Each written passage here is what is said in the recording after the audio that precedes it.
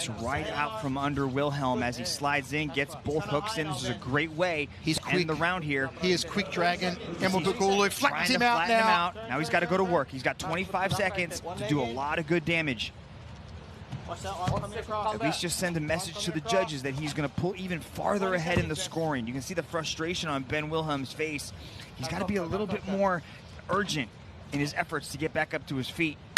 Tremendous opening 5 minutes for Emilbek уулу as he tries to sink the submission in the dying stages of this opening stanza. And there must have been 1 or 2 seconds left. And Ruslan Emilbek уулу taps out Ben Wilhelm. He went for it.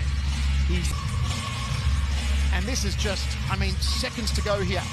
Olivier Coste right on top of it. The squeeze comes from the Kyrgyzstani. Wilhelm forced to tap out. Amazing performance.